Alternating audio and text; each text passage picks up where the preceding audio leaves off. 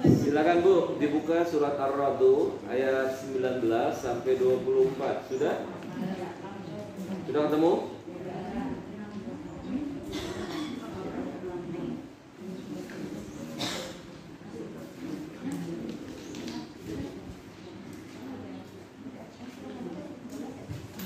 Kajian kita adalah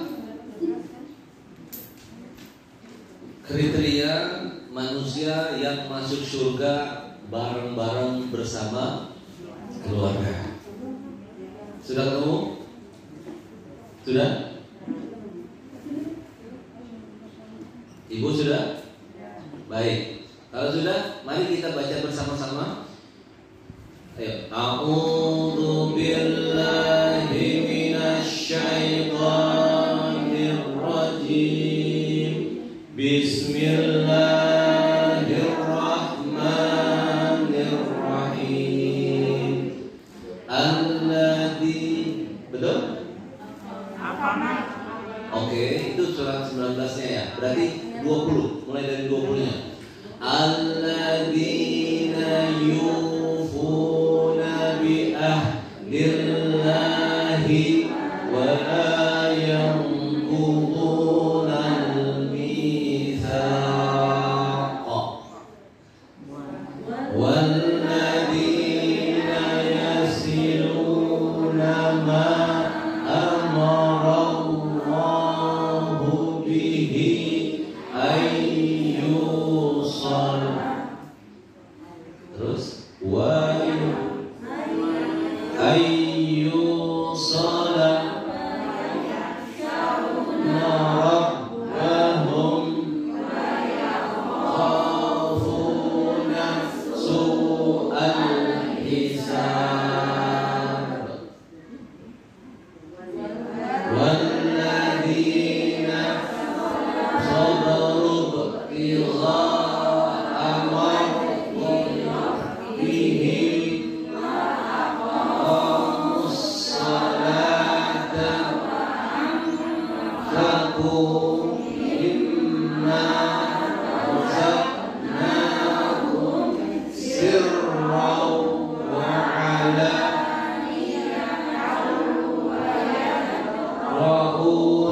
bil hasanatis sayyi'ah.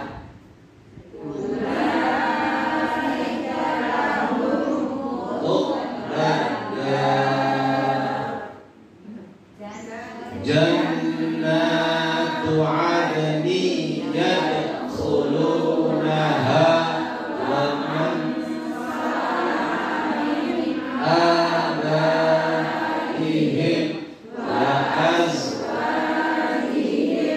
wa azwajihim wa dhurriyyatihim wal malaikatu yadkhuluna 'alaihim min kulli bab.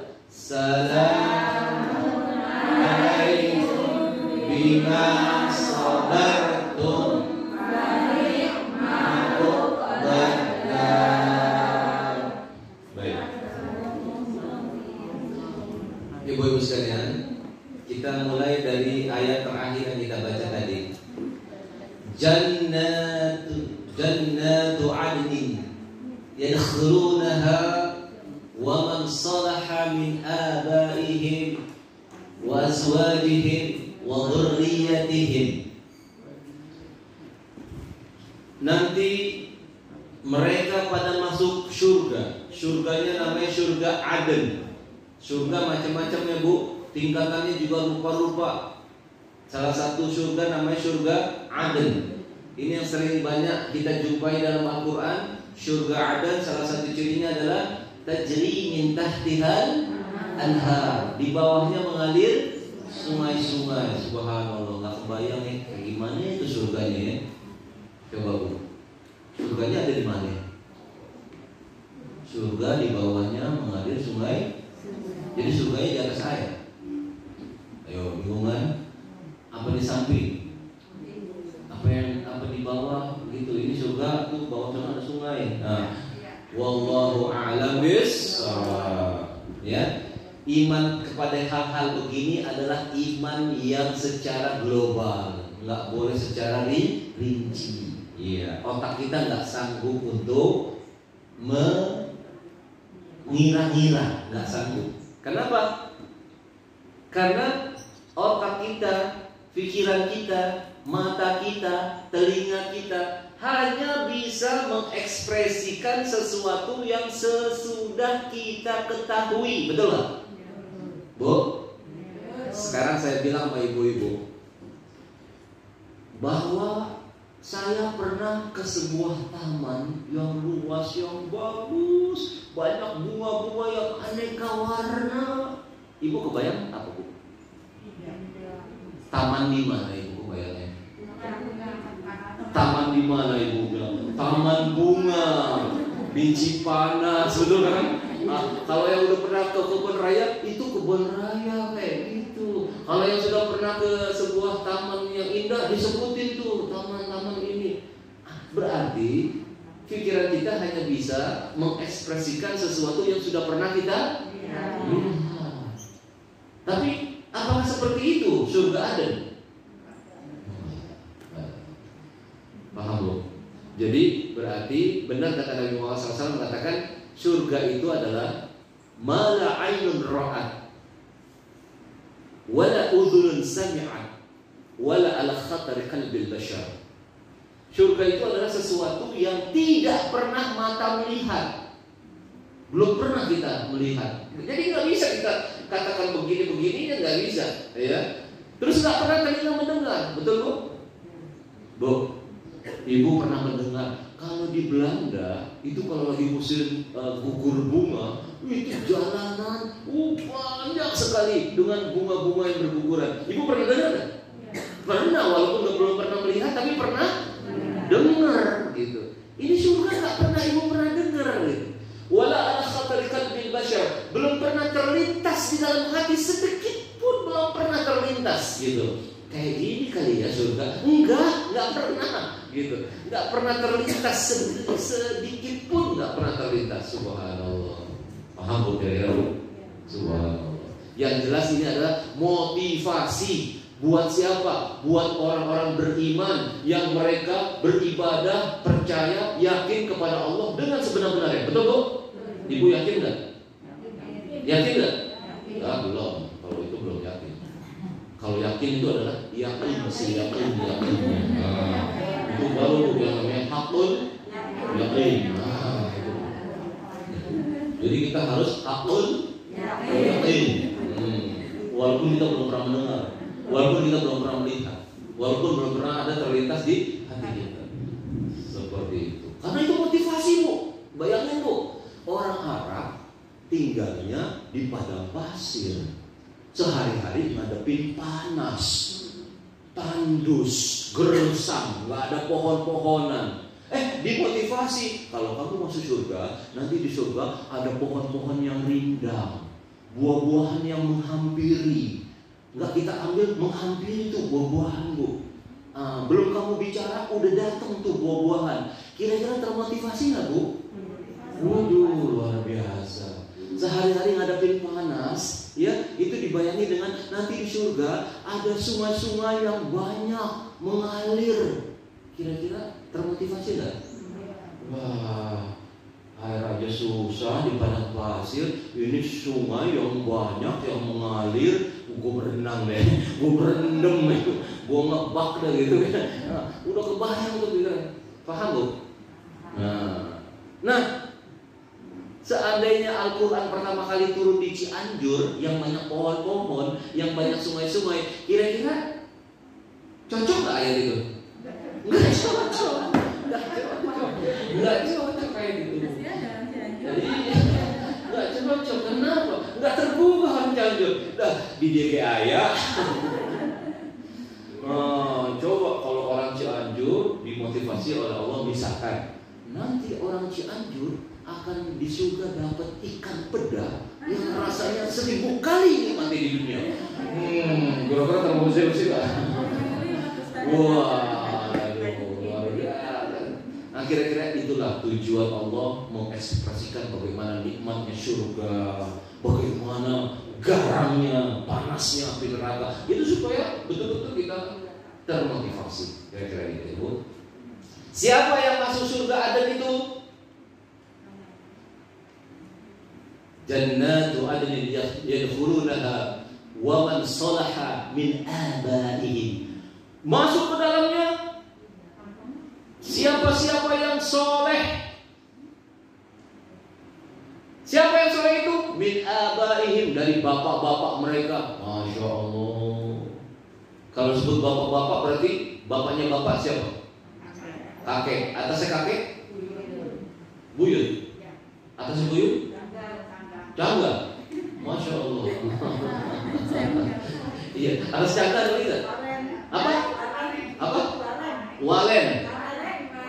Waren. Nah, ada lagi atasnya waren?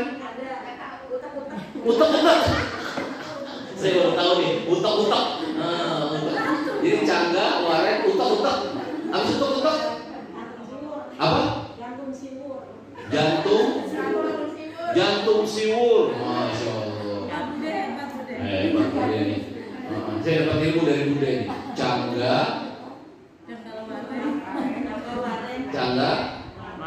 waren, udak-udak, jantung siwur. Masya Allah. Bu, berarti keturunan orang Jawa itu dia memperhatikan silsilah ya, luar biasa. Sama seperti orang Arab, Bu. Orang Arab tuh silsilahnya diperhatikan ke atas. Ini bangsa saya ini kalau pergi ke Hadramut, Yaman sana, itu kalau nggak nyebut 7 ke atas, itu mereka nggak tahu siapa kamu gitu. Tapi kalau saya sebut datu-datu saya yang 7 ke atas yang paling top, misalkan bin Umar bin Ali, baru tuh, oh kamu sana tuh, orang tua kamu di sana, gitu, leluhur kamu di sana, gitu. Jadi kita harus apa 7 ke atas tuh.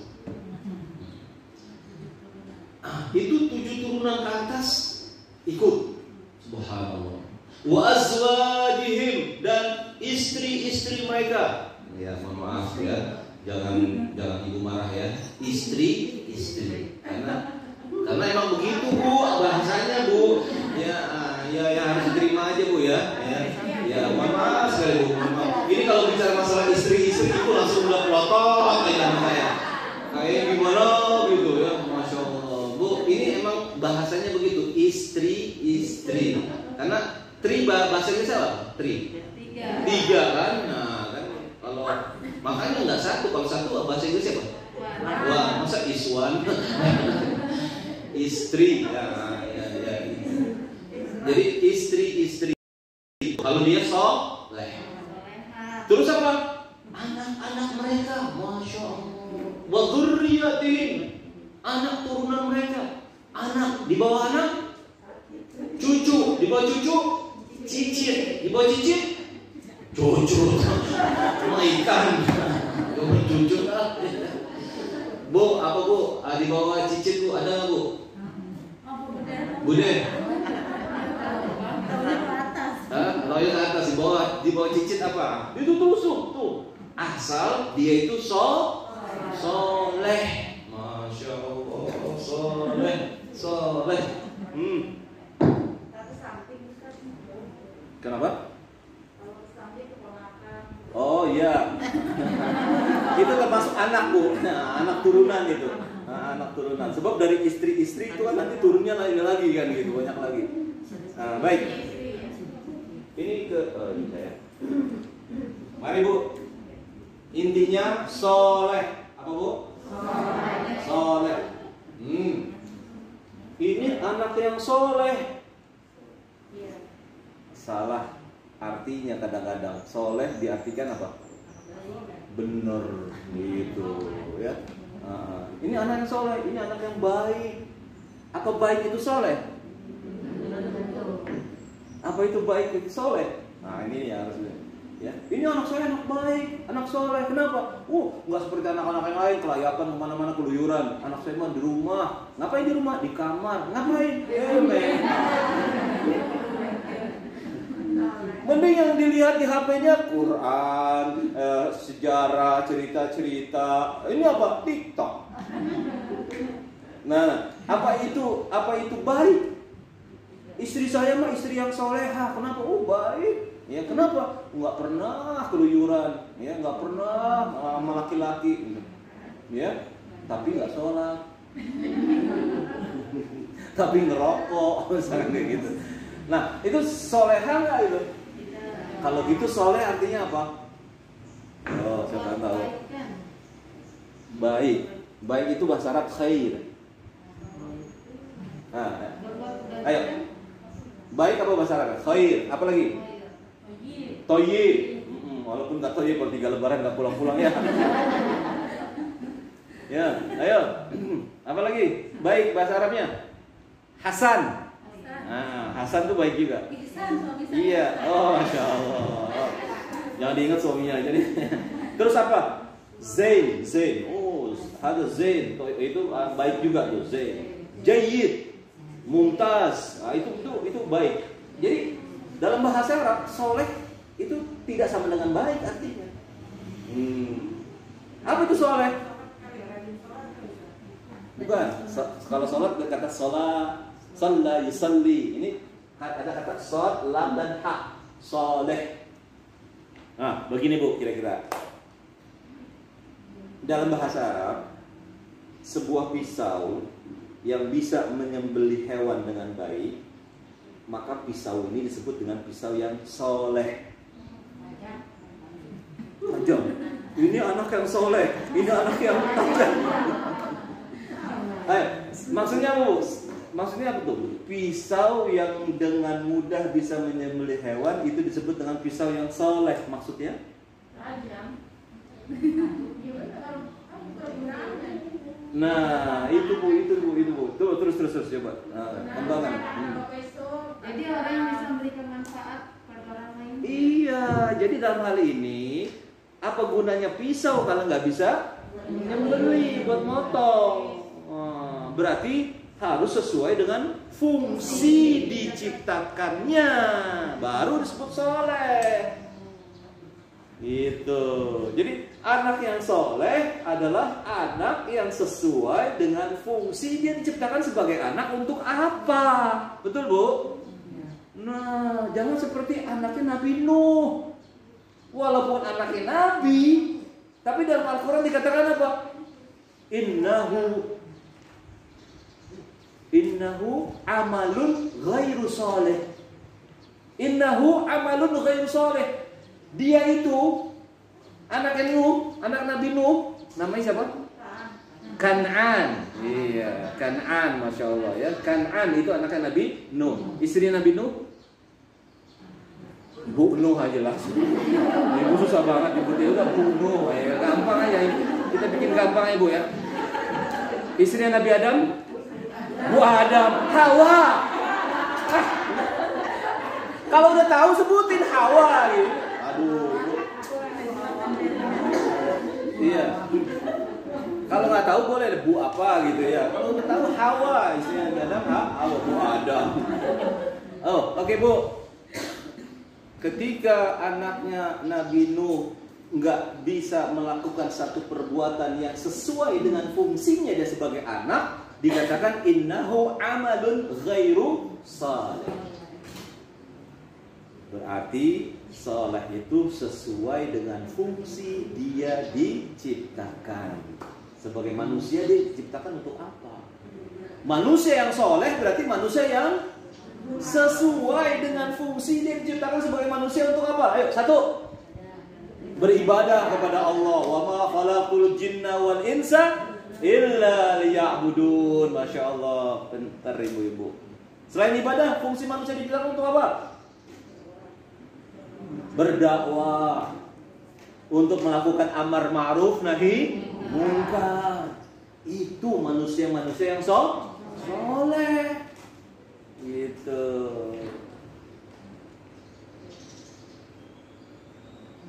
Wanita yang solehah berarti wanita yang sesuai dengan fungsinya dia diciptakan sebagai seorang wanita. Fungsi sebagai wanita apa? Wanita yang solehah adalah, ayo coba baca Al-Qurannya, ikuti saya. Fasalihatu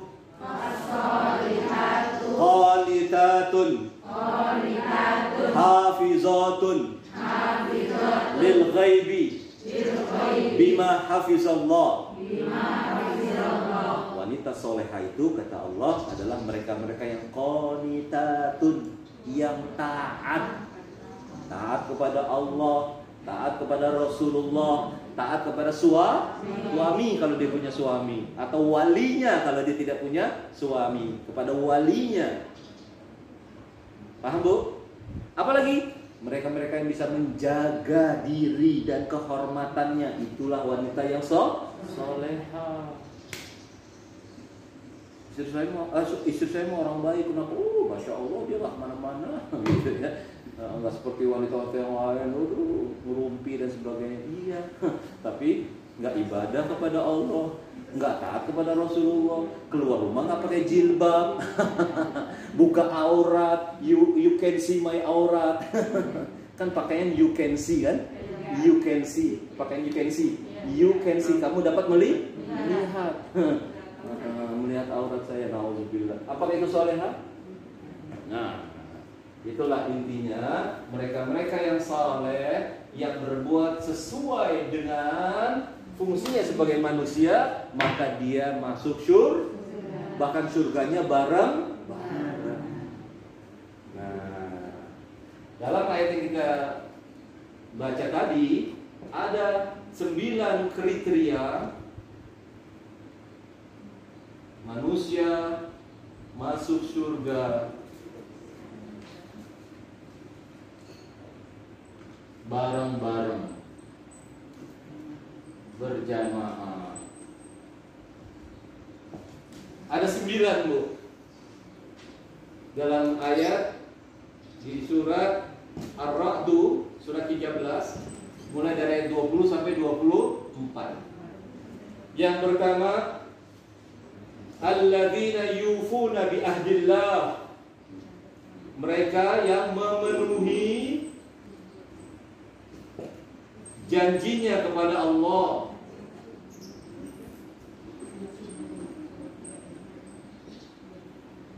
Tidak memutuskan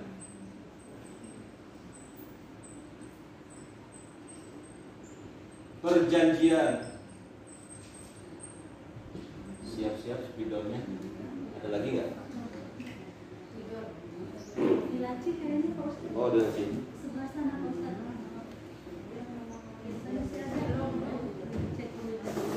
Sayangnya nggak ada Bu.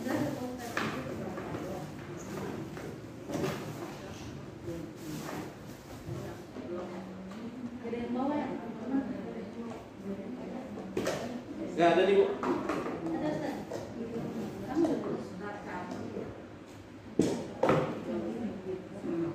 Baik, ibu-ibu, perhatikan. Yang pertama, kriteria manusia masuk surga bareng-bareng adalah 1, memenuhi janjinya kepada Allah. Apakah kita pernah berjanji sama Allah? Pernah? Kapan?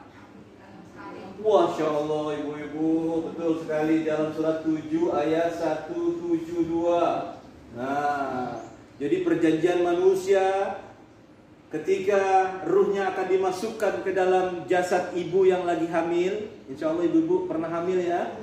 Bagaimana ketika ruh sudah masuk, maka berkembang janin tersebut. Nah, sebelum masuk itu ditanya ternyata ruh itu oleh Allah, alastu birabbikum, bukankah aku ini Rabbmu? Masya Allah. Rabb diartikan apa? Tuhan ya. Bukankah aku Tuhanmu? Padahal sebenarnya makna Rabb itu luar biasa banyak ya. Ya, Rabb diartikan Tuhan. La ilaha illallah, tidak ada ilah kecuali Allah. Ilah diartikan apa? Tuhan juga. Kapan-kapan kita bahas makna Rabb, makna ilah, yang ternyata luas sekali cakupannya Bu. Coba kalau kita sering-sering mengucapin Tuhan, Tuhan, Tuhan, Tuhan, jadi hantu Bu. Iya, masa Tuhan jadi hantu ya? Ya. Padahal Rabb itu maknanya luar biasa, luas sekali dalam bahasa Arab. Rabb berarti pendidik, Rabb berarti pengatur, Rabb berarti pemelihara, Rabb berarti penguasa. Begitu pula ilah. Ilah, Masya Allah, artinya yang tidak seperti yang kita pahami. Ya, insya Allah kapan-kapan kita bahas secara tuntas tentang makna Rabb dan makna ilah. Nah, intinya adalah tadi calon ruh ini begitu mau dimasukkan, dia ditanya, apakah aku ini Rabbmu? Kata Allah. Qalu bala syahidna. Ya, kami mengakui bahwa engkau adalah Rabb kami. Masya Allah. Kami mengakui engkau adalah pemelihara kami, pengatur hidup kami, penguasa kami, pemelihara alam semesta ini. Ngaku itu calon manusia yang masih berbentuk ruh itu. Supaya apa sih perjanjian itu? Di ayat terakhir nih, di kata-kata terakhir di ayat ini dikatakan apa? Supaya nanti begitu ruh itu masuk ke dalam tubuh manusia, berkembang jadi manusia, lahir, kecil, remaja, sampai dewasa, tua, mati. Inna lillahi wa inna ilaihi. Sesungguhnya manusia berasal dari Allah dan akan kembali kepada. Sesungguhnya ruh berasal dari Allah dan akan kembali kepada. Supaya nanti begitu ruh ini nanti kembali kepada Allah, ruh ini gak pernah menyangkal lagi, gak bisa nyangkal lagi. Kenapa? Karena dulu pertama kali dia dimasukkan ke dalam tubuh manusia, dia sudah mengakui Allah sebagai Rabb. Paham sampai sini, Bu? Berarti setiap manusia lahir udah janji belum sama Allah? Ya. Udah bertauhid belum sama Allah? Ya. Berarti setiap manusia yang lahir menurut konsep Islam nggak ada ateis, nggak ada komunis, nggak ada Kristen, nggak ada Yahudi, nggak ada Hindu, nggak ada Buddha. Semua lahir dalam keadaan Islam. Karena dia sudah bertauhid. Jadi jangan dibilang semua bayi itu bersih, suci, salah, ya. Bayi nggak bersih, bayi nggak suci dalam segi apa? Keyakinannya. Ya, paham Bu maksudnya, Bu? Maksud saya adalah jangan dibilang bayi itu seperti kertas putih, gitu.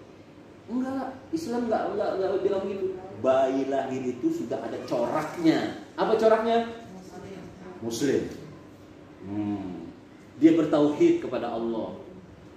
Maka tergantung nanti besarnya dia, bagaimana lingkungannya, bagaimana orang tuanya mendidik dia kafir, Yahudi, Nasrani, tergantung siapa? Orang tuanya. Pada prinsipnya setiap manusia adalah udah bertauhid. Paham sampai sini, Bu? Nah, gitu. Sehingga dengan demikian ketika dia lahir, pantas begitu lahir diazani, betul? Supaya supaya ingat bahwa kamu tuh adalah hamba Allah. Kamu tuh dulu pernah bersaksi kepada Allah. Maka bapaknya mengazankan Allahu Akbar, Allahu Akbar. Yang pertama kali didengar apa? Allah. Begitu dia mau meninggal, yang pertama kali di kupingnya apa? La ilaha illallah. Betul? Allah, Allah, Allah. Supaya apa? Ruh ini begitu nanti balik kepada Allah. Ya ayyatuhan nafsul mutmainnah irji'i ila rabbiki radiyatan mardiyah fadkhuli fi ibadi wadkhuli jannati. Kan gitu tujuannya. Paham, Bu? Jadi nggak sembarangan orang bisa masuk surga kalau nggak bisa memenuhi janji dia kepada Allah. Sehingga pantas Nabi kita bilang, wahai bapak, wahai ibu, kalau punya anak umur 7 tahun suruh apa? Sholat. Supaya mengingatkan dia bahwa kamu itu adalah hamba Allah. Sholat, betul? Subhanallah. Iya. Supaya apa lagi? Supaya nanti di semasa hidupnya dia memegang janjinya. Janji apa? Ketika hidup, inna sholati wa nusuki wa mahyaya wa mamati lillah. Sesungguhnya sholatku, ibadahku, hidupku dan matiku untuk siapa? Allah. Jangan sampai seseorang meninggal karena apa? Harta, jabatan, ya kan? Karena ada tiga ta ya, tahta, harta wanita. Satu lagi Toyota. Itu kadang-kadang kan, waduh, tadinya berjihad, semangat, ya. Begitu dikasih jadi komisaris sebuah perusahaan, nah, lupa dia dengan jihadnya, lupa dia dengan perjuangannya, betul nggak? Ada nggak orang kayak gitu? Ada.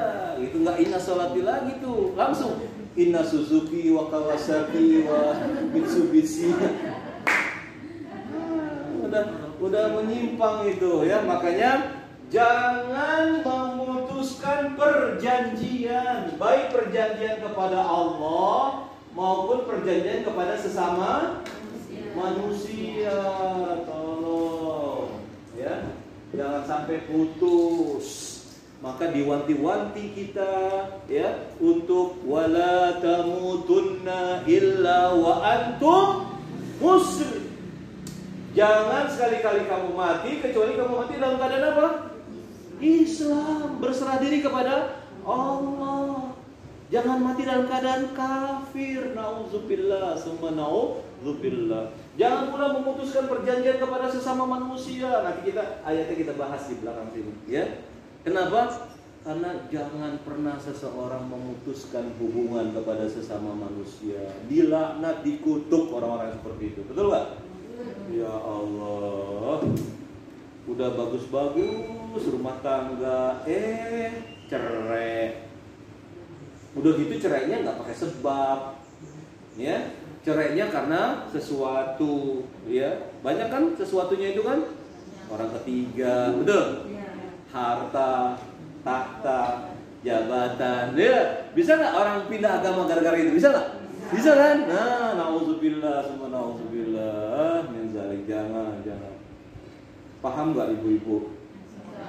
Coba kita ingat-ingat masa lalu kita. Ketika kita berada di hadapan penghulu, begitu suami kita mengulurkan tangannya kepada orang tua kita, ya, saya nikahkan, saya kawinkan kamu dengan anak saya dengan mahar sekian, diterima, saya terima nikahnya dan kawinnya. Itu arsy Allah bergoyang, Bu.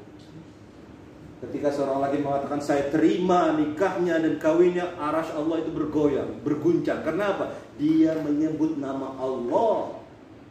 Dalam akad nikah itu dia menyebut nama Allah.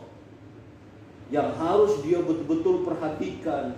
Jangan sampai memutuskan perjanjian. Memang saat itu dia berjabat tangan dengan mertuanya, ya. Tapi hakikatnya dia berjanji kepada siapa? Allah. Apa kata Nabi? Akhadtumuhunna bi amanatillah wastahlaltum furujahunna bi kalimatillah. Hai laki-laki, kamu ambil itu wanita menjadi istrimu karena amanat dari Allah. Dan kau halalkan hubungan di antara kalian berdua dengan atas nama Allah. Bismillahirrahmanirrahim. Maka jangan sembarangan, ya. Ibu-ibu juga tolong, jangan sedikit-sedikit. Kalau kau jantan ceraikan aku. Jangan nantang, Bu, jangan nantang, Bu, jangan. Ya Allah. Atau pulangkan saja aku ke rumah orang tua. Nyanyinya begitu sih. Nah, akhirnya doa jadi itu kabul tuh. Ya. Nah, ntar jadi kebenaran. Nauzubillah, jangan. Paham, Bu? Tolong. Jangan suka memutus, ya. Mari kita pelihara, mari kita jaga. Yang berikutnya, ya, yang ketiga, orang-orang yang takut kepada Allah. Yang takut kepada Allah dan takut kepada buruknya hisab di hari kemudian. Buruknya hisab itu apa? Perhitungan akhirat.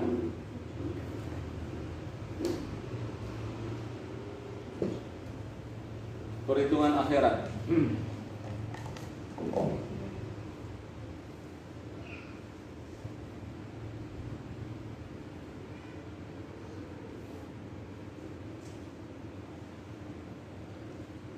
Ibu, kalimat takut dalam bahasa Arab ada memakai kata yakhsha, ada memakai kata yakhaf. Ya, khauf, ya, khauf itu takut. Yakhsha juga takut. Nah, dua takut ini harus kita uraikan. Jadi, takut kita kepada benda-benda ataupun makhluk yang seram itu wajar nggak? Wajar ya? Paham Bu? Ibu takut nggak sama macan? Takut. Iya. Tapi takutnya ibu kepada macan itu dalam rangka mendekat atau menjauh? Menjauh. Macan. Ibu takutnya kepada neraka itu mendekat atau menjauh? Menjauh. Maka takutnya seperti itu pakai bahasa khauf. Wa yakhafuna su'al hisab. Karena ingin menjauh. Tapi takutnya kita kepada Allah beda. Kita takut kepada Allah mendekat atau menjauh? Mendekat. Justru kita khawatir kalau kita jauh dari Allah. Maka takutnya kita kepada Allah tidak sama dengan takutnya kita kepada neraka, kepada makhluk yang serem, kepada sesuatu yang menakutkan. Enggak sama. Justru takutnya kita kepada Allah, ya Allah jangan sampai Engkau jauh dariku ya Allah. Aku ingin sedekat-dekatnya kepadamu ya Allah. Betul kan begitu Bu? Betul begitu? Nah, itu yang dimaksud dengan takut kepada Allah dan takut kepada buruknya hisab perhitungan di akhirat nanti. Nah, kita harus menghindar ini. Menghindar dari buruknya hisab kita di hari kemudian. Bagaimana cara menghindarnya?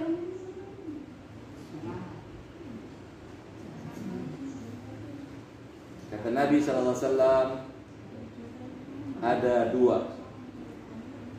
Maukah kalian aku tunjukkan dua perkara yang dengan dua perkara ini kalian akan terhindar dari buruknya siksa api neraka?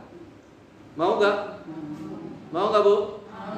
Nah, ternyata dua ini kata Nabi. Yang pertama as-silah. Yang kedua birrul walidain.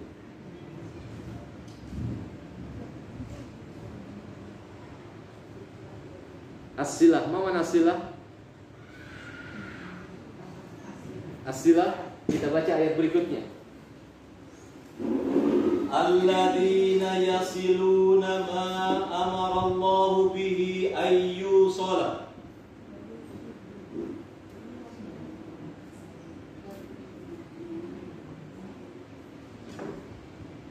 Bu, silaturahim. Silah itu artinya apa? Silah itu artinya apa? Silah itu adalah hubungan. Rahim artinya dari kata rahim, rahima yarhamu, rahmah. Ya. Hubungan karena urusannya urusan rahim, keturunan. Itu jauh lebih diutamakan daripada yang jauh-jauh. Silaturahim itu artinya hubungan yang mendekatkan, hubungan yang karena adanya keterkaitan dengan keturunan, kerabat terdekat. Nah itu kan ibaratnya kalau diketemuin ketemu gitu. Kalau bahasa sononya bilang baraya, betul?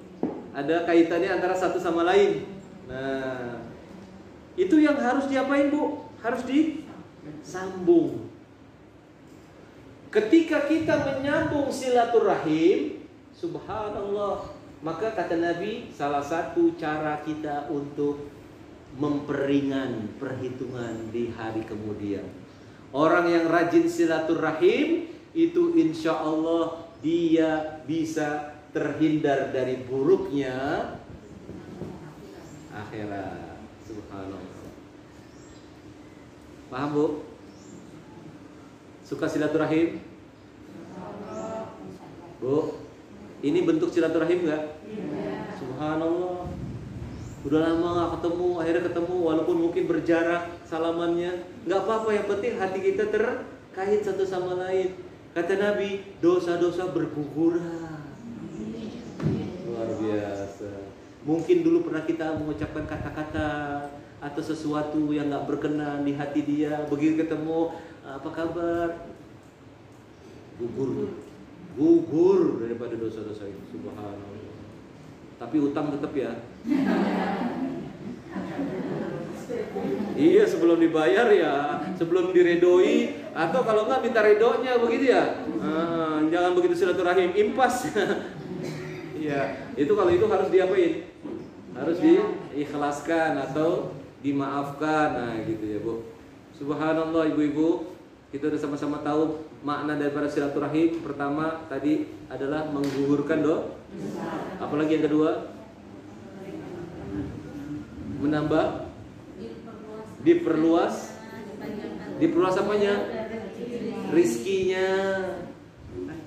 Ya, rizki bukan hanya ini apa, Bu? Ini jari saya, Bu. Masya Allah. Ibu-ibu keranggan, ya Allah. Ini aja kata duit. Ya Allah, Bu. Ini apa, Bu? Ini fulus. Ini jari saya, Bu. Masya Allah, Bu. Bu. Jadi rizki bukan hanya fulus. Sehat rezeki enggak? Ibu bisa ngaji rezeki enggak? Banyak orang nggak bisa ngaji. Banyak orang nggak ada kesempatan untuk ngaji. Punya kesempatan pun dia sakit, tergeletak, nggak bisa datang ke sini. Nah, rezeki nggak ini? Rezeki. Ibu punya suami yang soleh, rezeki nggak? Coba sementara ada yang suami yang tidak soleh, betul? Salah melulu ya. Bukannya soleh tapi salah. Bu, ibu paham terhadap apa yang saya sampaikan ini? Rezeki bukan? Padahal kita berdoa kan, Rabbi zidni ilman warzuqni fahman, warzuqni fahman. Ya Allah, berilah kepadaku rezeki berupa paham. Jadi pahamnya ibu-ibu, mohon maaf, bukan karena saya sebagai ustaz, tapi yang memberi rezeki siapa, Bu? Allah. Saya cuma perantara, Nabi perantara, Rasul perantara. Tapi yang menambah ilmu, menambah daripada pengetahuan pemahaman ibu siapa? Allah. Ibu dapat rezeki kali ini. Apalagi tadi tuh Musa, Rara,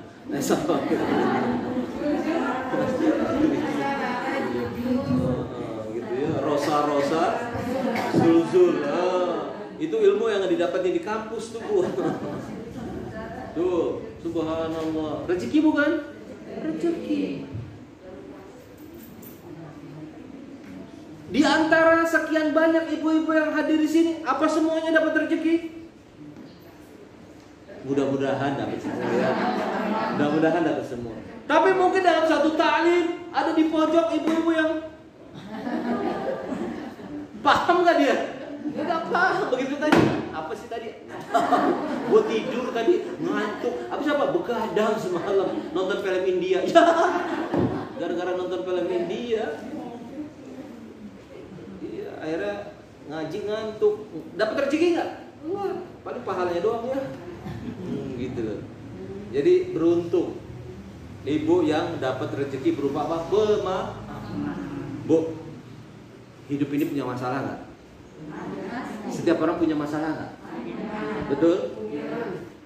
Tapi nggak semua orang dapat rezeki bebas dari masalahnya. Karena dia nggak paham-paham Allah berikan masalah. Betul nggak? Betul nggak?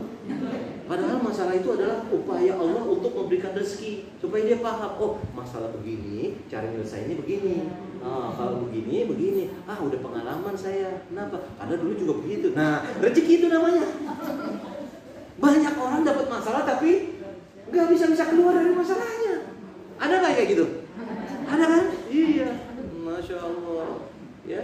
Makanya kalau kita berdoa sama Allah, doanya begitu. Rabbi zidni ilman warzuqni fahman. Masya Allah. Nah, itu tentang silaturahim. Bu, lebih baik kita ngucapinnya silaturahim daripada silaturahmi. Kenapa, Bu? Silah itu hubungan. Rahim itu artinya rahim keturunan, ya. Hubungan yang mendekatkan, ya. Satu keturunan, ya, hubungan dekat dan sebagainya. Tapi kalau rahmi itu dari kata rohmun. Rohmun itu artinya ulet kecil yang ada di perut kita yang bikin sakit perut. Jadi pantas habis pulang silaturahmi berantem, ribut. Ya, apa gunanya silaturahmi bikin ribut? Ya, karena apa? Itu silaturahmi, coba silaturahim. Jadi rahim, rahmah, kasih sayang, hubungan yang mendekatkan. Gitu ya, Bu? Masya Allah. Bukan dikatakan silaturahim hanya karena kita membalas kunjungan orang yang sudah berkunjung ke rumah kita. Bukan itu. Hakikat silaturahim adalah orang yang sanggup menyambung di mana hubungan itu sudah putus. Cakep.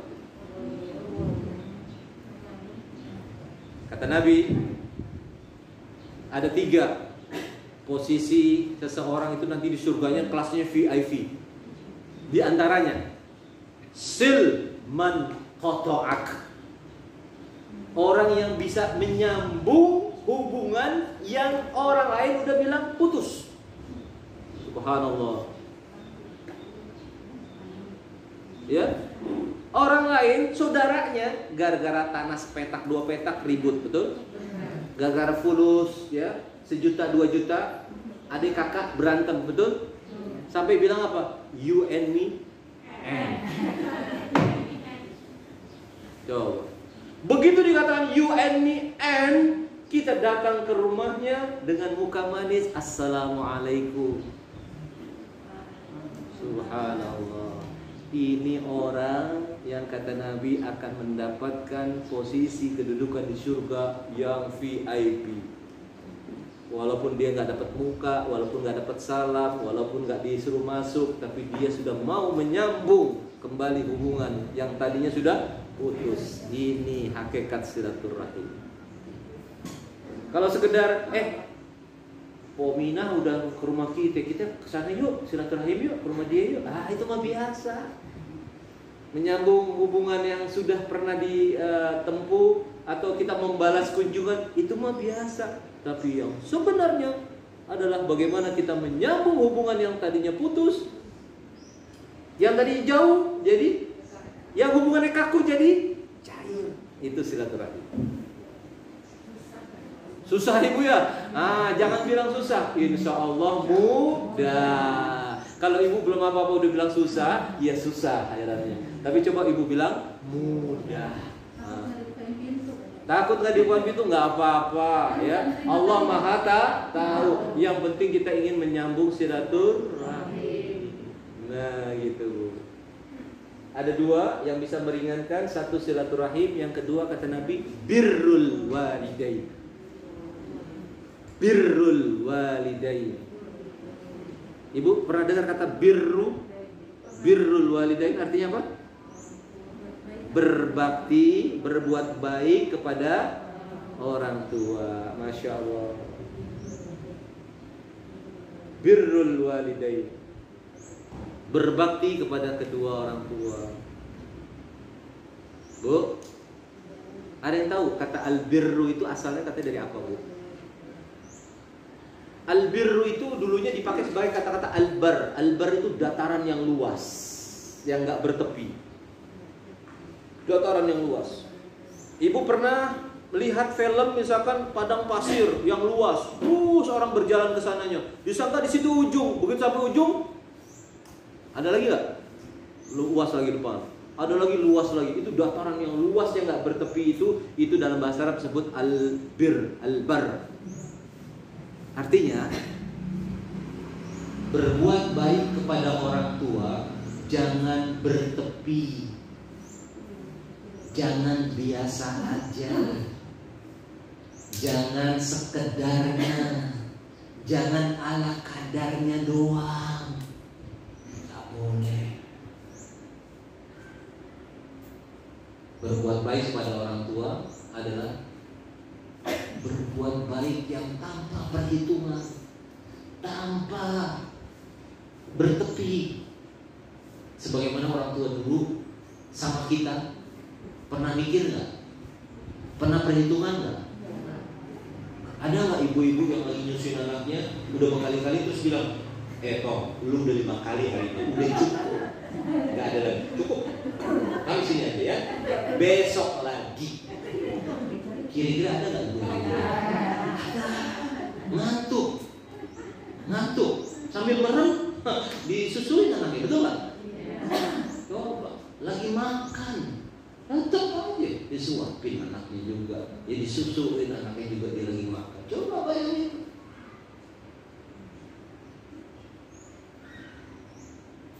Bagaimana bakti kita kepada orang tua? Apa yang harus kita lakukan? Terutama orang tua kita sudah meninggal. Doa. Berapa kali ibu doa sama orang tua? Kalau sholat, kalau nggak sholat, doain dong. Ya ibu, coba bu, ayo, mari kita ciptakan kita ini anak yang berbakti pada orang tua. Kenapa? Allah Subhanahu Wa Taala itu menjadikan orang tua menjadi orang yang kedua setelah Allah, di mana Allah memerintahkan kita untuk beribadah. Yang kedua adalah wabil walidaini ihsana. Betul? Allah bilang bersyukurlah kalian kepadaku dan kepada kedua orang tua. Anishkurli wali walidaini. Subhanallah. Ridho Allah terletak pada ridho orang tua. Maka kita bilangin sama anak kita, nah, ridho orang tua itu yang kamu harus cari, ya. Jangan kawin lari, capek. Pada sekarang kawin lari capek, lari. Masya Allah. Cari ridho orang. Masya Allah, ibu-ibu. Nah ibu, kalau disebut berbakti pada orang tua, doain orang tua berapa kali bu? Bagaimana supaya tidak terbatas? Bagaimana setiap saatnya? Harus kita ciptakan momen. Kalau enggak ingat. Harus kita ciptakan momen. Mau saya kasih oleh-oleh lagi? Tapi harus dilaksanakan ya. Betul. Dari sekarang kalau udah saya kasih tahu, harus dilaksanakan. Bu, apa kata Nabi? Birru aba'akum tabirrukum abna'ukum. Berbaktilah kalian kepada kedua orang tua kalian, nanti anak kalian akan berbuat yang sama kepada kalian. Bagaimana kita terhadap orang tua kita saat ini, maka begitulah nanti anak kita akan memperlakukan kita. Minimal, mungkin bisa lebih kalau anaknya soleh. Betul nggak? Paham bu? Kalau ibu doain anak, kalau ibu saat ini doain orang tua ibu hanya 5 kali dalam sehari, insya Allah anak ibu pun 5 kali dalam sehari. Gitu. Tapi kalau ibu sebanyak-banyaknya doain, masya Allah luar biasa. Bu, gimana caranya? Ciptakan momen. Momennya apa? Bagi ibu-ibu yang masih muda, pegang HP, berapa kali sekali buka HP? Seringnya berapa kali katakanlah? Sebut berapa angka? Enggak, sebut gak kira-kira berapa kali? Ada 20 kali? Lebih? 30 kali? 30 kali? Baik, kalau begitu berarti setiap ibu buka HP, di situ ada foto orang tua ibu, dan ibu katakan dalam hati, Rabbi firli wali walidayya, Rabbi firli wali walidayya. Setiap buka HP pertama kali yang dilihat, Rabbi firli wali walidayya. Bisa begitu? Mau ganti DP-nya mulai saat ini? Ganti paling depan, jangan Mas Kirno aja. Kumisnya melintang. Dilihat suaminya aja pertama kali. Bukan berarti nggak boleh. Nah, kan layar itu kan ada 2. Yang pertama atau yang ke dalam kan ada layar juga. Nah, layar kedua boleh deh suami gitu. Yang pertama begitu dilihat orang tua, begitu kita buka HP, Rabbi firli wali walidayya. Sebanyak kita buka HP dalam sehari, sebanyak itulah kita doa kepada orang Betul Bu? Jadi jangan bilang tak terhingga tapi nggak terukur, harus terukur. Contoh lagi, betul Bu? Iya, Ibu sehari buka lemari pakaian berapa kali? Sering juga kan? Coba pas gua pertama kali buka pakaian, foto orang tua kita, bisa kan? Kasih di foto, gitu ya. Dan masih banyak lagi yang lain. Itu trik-trik dari saya saja, ya. Baik. Karena waktu kita terbatas, kita teruskan ya yang 4 lagi, yaitu orang yang sabar. Orang yang salat, yuqimunas salat. Orang yang infak. Orang yang infak. Infak ini bisa sir, bisa alaniyah. Apa itu sir? Sir itu artinya rahasia. Baik rahasia maupun alaniyah dinyatakan. Nih saya nyumbang ya. Nah, ada kalanya nggak usah disebut namanya deh, hamba Allah gitu ya. Mudah-mudahan hamba Allah 10 juta gitu. Ya. Ini udah masya Allah. Ya. Kotak lewat, masukin, ya. Sebelum masukin dilihat lagi. Yang merah 100.000, jangan saya. Ganti yang biru. Mau yang biru masukin, masih sayang gitu ya. Ada nggak yang begitu? Ada kan? Habis biru apa? Ijo, tahu aja. Ijo juga masih sayang. Habis itu apa? Yang ungu 10.000. 10.000 juga masih sayang. Apa? Yang coklat ya 5.000. Masih sayang juga. Abu-abu 2.000. Masih sayang juga. Logaman bekas kerap. Masukin, ya Allah, udah bekas logaman masuk, udah gitu doanya, ya Allah, bukakan aku pintu-pintu surga, ya, 1.000 pintu surga, kata malaikat, engselnya gua gak kasih, pintu surga lu minta, ini Bu, pintu surga 1.000, jangan pintunya, engselnya kata malaikat gua gak kasih loh. Masya Allah Bu. Makanya jangan pelit, bakhil, medit, buntut kasir. Apa lagi? Keket, mekenet. Apa lagi? Merege hese. Cap jahe. Oh ada cap jahe. Cap jahe gimana tuh? Begitu ya.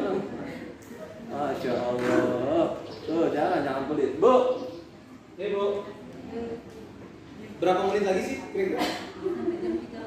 Oh sampai jam 3 pas. Mendingan kita tanya jawab ya di sini ya. Baik Ibu, sabar, ya, sholat, infak, ya. Yang terakhir yang ke-9 adalah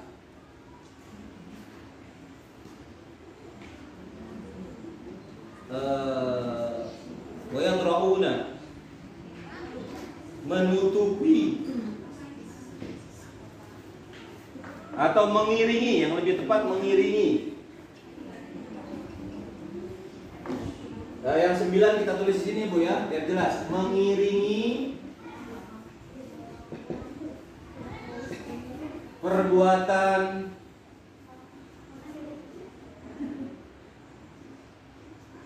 buruk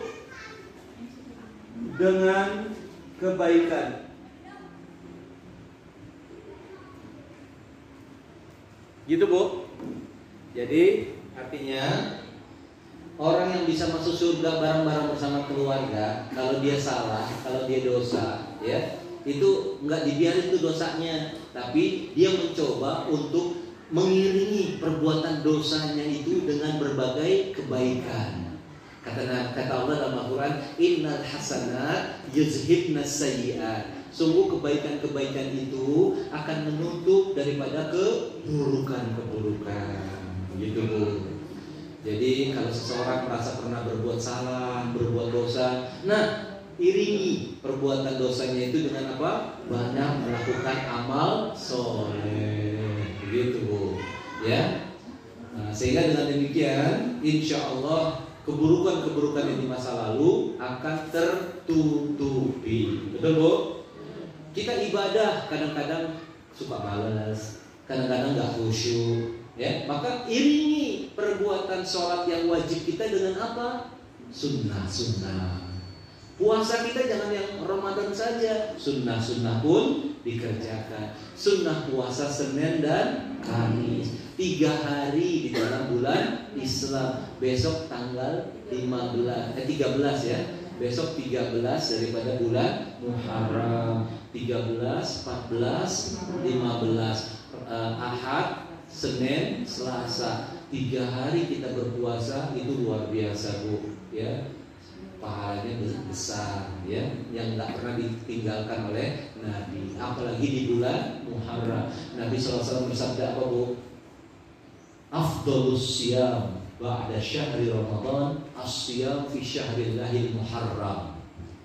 Puasa yang lebih afdal setelah Ramadan adalah berpuasanya seseorang di bulan-bulan haram.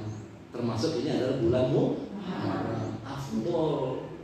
Makanya perbanyak puasa, luar biasa.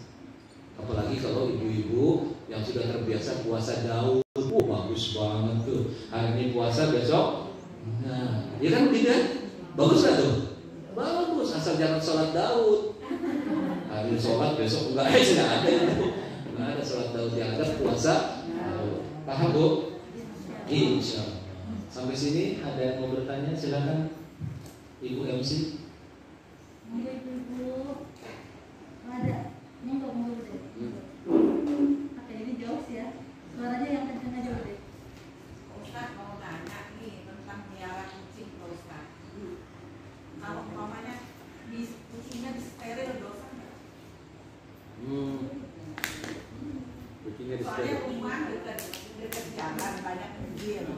Keluar dilinis mobil udah berapa ekor mati pokoknya gitu. Gimana kalau disteril dosa nggak? Di steril itu artinya dia nggak mungkin bisa berkembang biak gitu ya. Dikebiri istilahnya gitu ya.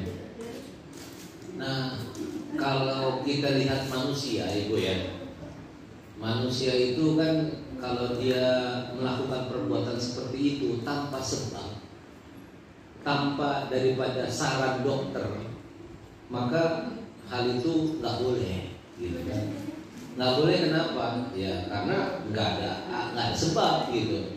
Kecuali kenapa dia harus dikebiri? Karena mengganggu kesehatannya. Karena dikhawatirkan kalau dia nggak dikebiri nanti bakal timbul kanker, bakal timbul ini dan sebagainya. Maka itu boleh dilaksanakan. Jadi kalau tanpa sebab alasan kesehatan, saya rasa itu nggak boleh Bu, nggak boleh. Ada lagi? Iya.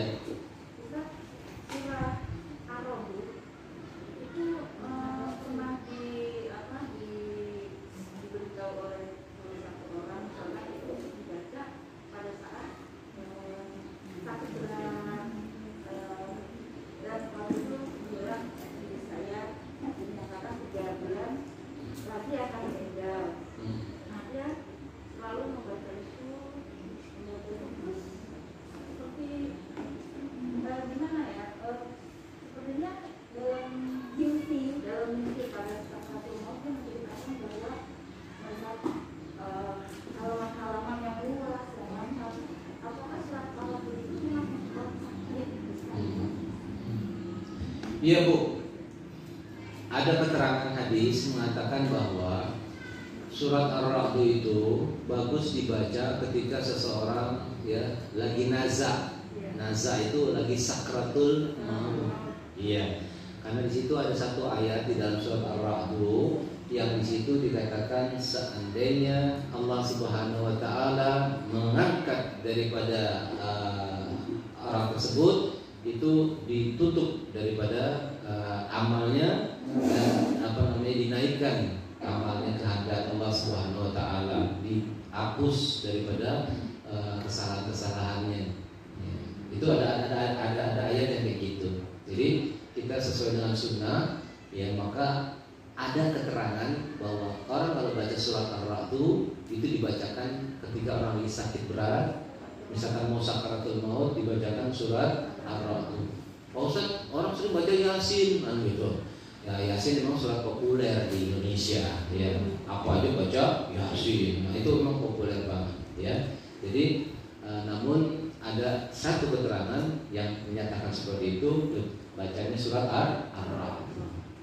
Betul Bu, ada kayak gitu. Ada lagi Bu?